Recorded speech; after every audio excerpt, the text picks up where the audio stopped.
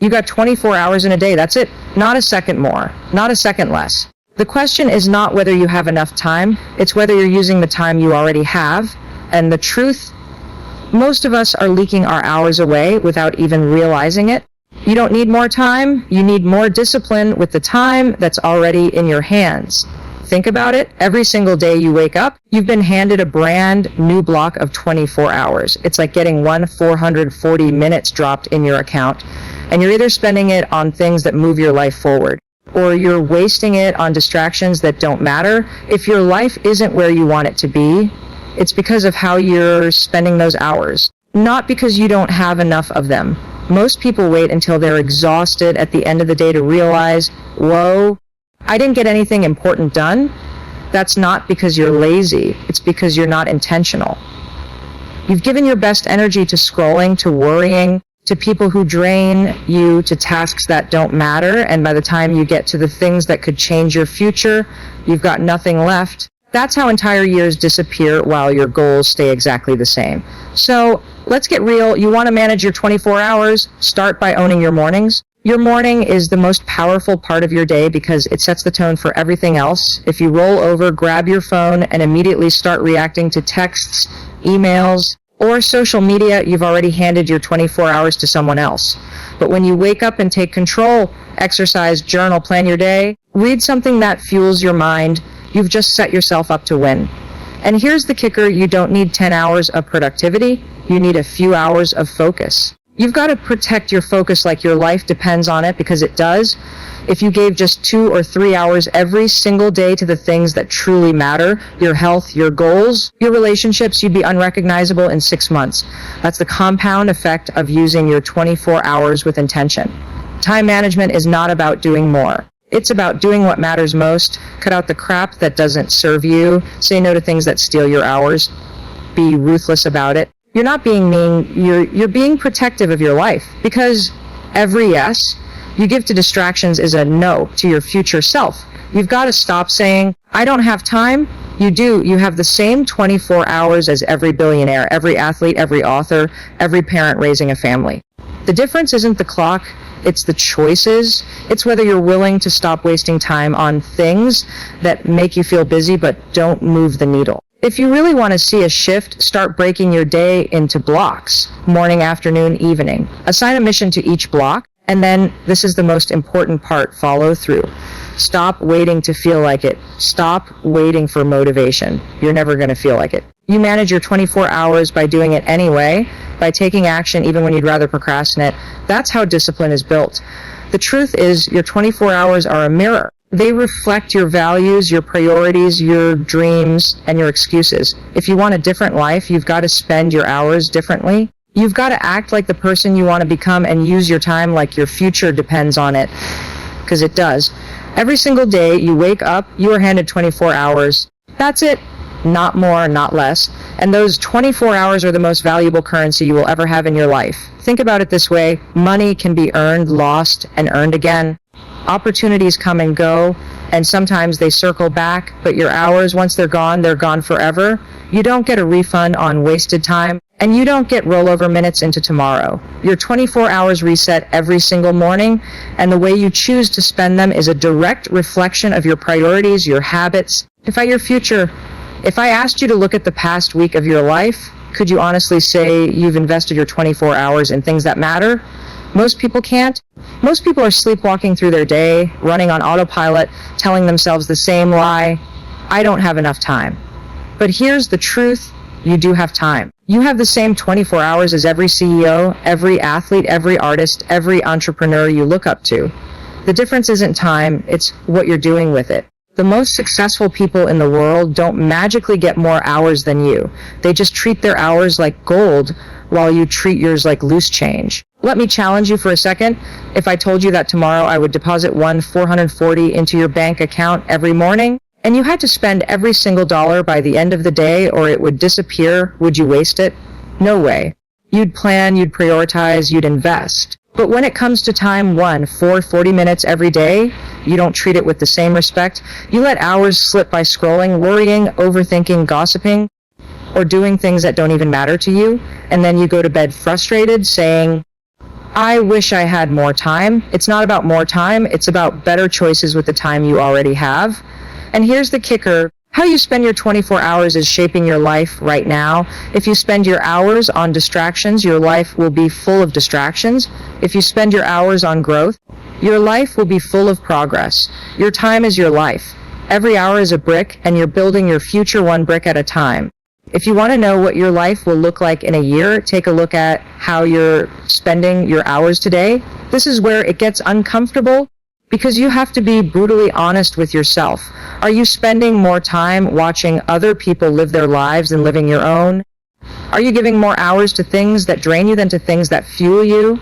Are you treating your 24 hours like they're infinite, when in reality, you don't know how many you've got left? If you want to take back control of your life, you've got to start seeing your time for what it really is: the most precious, non-renewable resource you will ever own. So here's the shift. Start treating your 24 hours like a budget. Track it. Pay attention to where it's going. Cut out the stuff that doesn't matter. Invest in what does.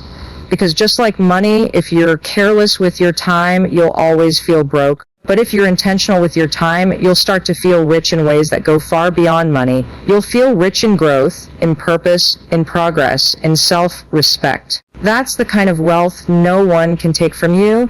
The way you start your day determines everything. It's the first domino that knocks down the rest. If you want to manage your 24 hours better, you've got to own your mornings.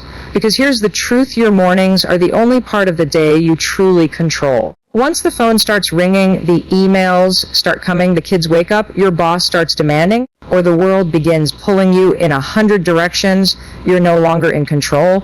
That's why the people who seem unstoppable, the ones you admire, the ones who consistently get things done, they don't wait until the end of the day to work on themselves or their dreams. They win the morning before the world has a chance to steal it. And let's be clear, owning your morning doesn't mean waking up at 4 a.m. and running 10 miles before sunrise unless that works for you. It's not about copying someone else's routine. It's about creating a morning ritual that sets you up for clarity, energy, and focus. For some people, it's journaling. For others, it's exercise. For others, it's reading, meditating, or just sitting in silence. But here's the non-negotiable: your morning has to be intentional. If you're waking up, grabbing your phone and scrolling through other people's lives before you've even started your own, you're already losing. Think about it. You wake up, roll over, check Instagram, TikTok, or email, and boom, in the very first minutes of your 24 hours, you've given your attention away. You're reacting to the world instead of creating your world. And then you wonder why you feel behind all day, why you're anxious, why you can't focus. It's because you've started your day in reactive mode, letting the world dictate your mindset before you've even decided how you want to show up. Now imagine this instead. You wake up and the first thing you do is take a deep breath. You sit up, drink some water, move your body, write down the 3 things you're going to focus on today, and remind yourself why they matter. Do you see the difference? One version of you is in control, the other is being controlled. One version is clear, the other is scattered. One version is intentional, the other is distracted. And here's the thing, owning your mornings doesn't take hours, it takes minutes. Even just 10 minutes of intentional action in the morning can completely rewire your day. That's the compound effect, because when you start strong, you carry that energy with you. You walk into your work sharper. You handle stress better. You make better decisions. And when distractions try to pull you off track, you're grounded in the fact that you've already claimed your day. What you've got to understand is that your mornings aren't just about today. They're about your future. Every time you choose discipline over distraction in the morning, you're casting a vote for the person you want to become. You're proving to yourself that you can show up. And the more you prove that, the more unstoppable you become. So stop telling yourself you don't have time for a morning routine. You don't have time not to. Because if you can't even claim the first 30 minutes of your day, how do you expect to claim the rest of your 24 hours? Managing your day starts with managing your mornings. Own them, protect them, and use them to fuel the version of you that's ready to crush what matters most. Focus is everything. Without it, you're busy but not productive. You're moving, but you're not moving forward. If you want to manage your 24 hours better, you've got to protect your focus like your life depends on it, because it does. Distractions are the number one thief of time, and if you don't get intentional about what you give your attention to, you'll look back months from now and realize you've been working hard but going nowhere. Think about how often you let your focus get hijacked. You sit down to work on something important, your phone buzzes, and before you know it, you've lost 20 minutes scrolling. You open your laptop to write that report or send that proposal, and suddenly you're deep in your inbox responding to emails that weren't even urgent. You tell yourself you'll just check something quickly and an hour disappears. It's not that you don't have time, it's that you've given away your focus. Here's the thing, a distracted hour is a wasted hour. And when you stack up enough wasted hours, that becomes wasted days, wasted weeks, wasted opportunities. Protecting your focus means understanding that you don't need to work all day long to make progress. You need a few hours of undivided attention on what really matters. Those hours are where success is built. Wealthy people, high performers, and achievers understand this. They don't try to do everything. They focus deeply on the few things that matter most and cut the rest. You need to create focus zones in your day. Blocks of time where you shut out the noise and commit to just one thing. That means putting your phone on silent or in another room, closing unnecessary tabs, shutting the door and telling yourself this is the mission right now, nothing else. Do you know what happens when you do that? You enter flow. That magical state where your brain locks in, time flies, and you produce your best work. And here's the good news. You don't need 8 hours of flow to change your life. You need 2 or 3. But focus isn't just about shutting things out. It's about saying no. Every time you say yes to something that doesn't matter, you're saying no to something that does. Every time you let someone else's urgency dictate your day, you're pushing your priorities further down the list. Protecting your focus means protecting your future. It means being ruthless about what deserves your attention. And don't get it twisted, focus is a muscle. The more you train it, the stronger it gets. At first, you'll feel restless. You'll want to check your phone, jump to something easier, distract yourself. But if you push through, you build discipline, you start teaching your brain that it's capable of doing hard, important things without running away to the easy stuff. That's how you build mental toughness. Your 24 hours are like a battlefield and distractions are the enemy. Every notification, every pointless conversation, every scroll is a battle for your focus. If you don't fight back, you lose. But if you decide to guard your attention and put it where it matters, you win. And the truth is, your future depends on which battles you choose to win. Because at the end of the day, your focus is your power, protect it, and you'll transform not just your 24 hours, but your entire life. Every time you say yes to something that doesn't matter, you are saying no to yourself. And the truth is, most people are exhausted, frustrated, and unfulfilled not because they don't have enough time, but because they've given away too many of their hours to the wrong things. If you want to manage your 24 hours better, you've got to get ruthless about saying no. Saying no isn't selfish. Saying no is survival. It's the only way you create space for the things that actually matter in your life. Think about your day. How many times do you agree to do something you didn't want to do, go somewhere you didn't want to go, or help with something that didn't align with your priorities just because you didn't want to disappoint someone? And while you're doing that, the projects you care about, the goals you set, the habits you promised yourself you'd build, they're sitting there untouched. Every time you say yes to things that drain you, you rob yourself of the chance to say yes to things that build you. You cannot make progress if you're constantly spreading yourself thin. You cannot build your dream if you're always busy building everyone else's. This doesn't mean you stop helping people or that you turn into someone cold. What it means is that you get clear on what matters most to you and you guard it because nobody else is going to do that for you. People will take as much of your time as you allow them to, and if you're not careful, you'll spend your life being a supporting character in everyone else's story while neglecting your own. Saying no is uncomfortable, but it's necessary. And here's the thing, every time you practice saying no, you're actually saying yes to something bigger. When you say no to scrolling for an hour, you say yes to reading something that sharpens your mind. When you say no to going out just because everyone else is, you say yes to working on that side hustle you've been dreaming about. When you say no to someone else's urgency, you say yes to your priorities. No isn't rejection. It's redirection. I get it. You want people to like you. You don't want to let anyone down. You don't want to feel selfish. But here's the reality. The people who truly care about you will respect your boundaries. And the ones who don't, they're just proving why you needed those boundaries in the first place. Protecting your 24 hours isn't about being rude, it's about respecting yourself. Start asking yourself this one question before you say yes to anything. Does this align with the life I'm trying to build? If the answer is no, then the decision is simple. Because if you're not intentional about your time, someone else will be intentional for you, and their agenda will always come before yours. Your hours are precious. They are limited. And the more you waste on things that don't matter, the less you have for the things that do. Every yes should be an investment in your future, not a withdrawal that leaves you depleted. The moment you realize that saying no is a form of self-respect, your 24 hours will look completely different. You'll stop chasing approval and start chasing purpose. And that's when your life changes. Here's the truth. If you're waiting to feel motivated before you act, you're going to be waiting for the rest of your life. Motivation is not coming to save you. That's the biggest myth that keeps people stuck.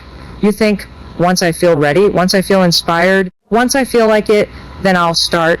But that day never comes because feelings are unreliable. They're fleeting.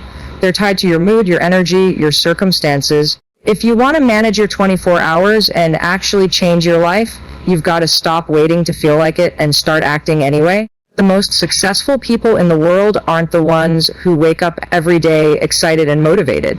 They're the ones who wake up and do it whether they feel like it or not. That's what discipline is. That's how habits are built. That's how lives are transformed, not through bursts of inspiration, but through consistent action. Think about brushing your teeth. You don't wake up every morning motivated to do it. You don't stand in front of the mirror pumping yourself up to grab the toothbrush. You just do it. It's automatic. Why?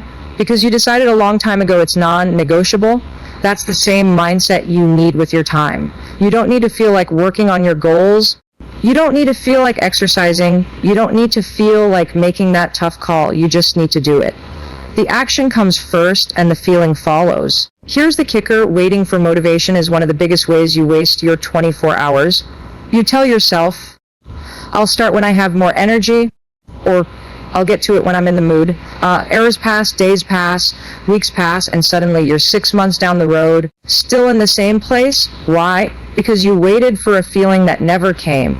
That's how dreams die. Not because people don't have the potential, but because they wasted their hours waiting for permission from their emotions. You've got to rewire your brain to understand that action creates motivation, not the other way around. The second you take a small step, write the first sentence, do the first push-up, make the first call, you create momentum. And momentum is powerful. It makes the next step easier, and the one after that even easier. But none of that happens if you sit around waiting to feel ready. This is why you hear people talk about the 5-second rule. If you hesitate, your brain will kill the idea, you'll talk yourself out of it, you'll delay, and you'll drift right back into distraction. But if you act immediately, you beat your brain at its own game. That's the difference between people who manage their 24 hours and those who let their 24 hours manage them. One group acts despite their feelings. The other group waits for their feelings to give them permission. So the next time you catch yourself saying, I don't feel like it, I want you to remember this. You don't need to feel like it. You just need to do it. Your goals don't care about your mood. Your future doesn't care if you're tired. Your dreams don't care if you're not in the mood. They only care about whether you took action today. Because in the end, your 24 hours will either be filled with excuses or with evidence that you showed up, and the choice is yours every single day. At the end of the day, your life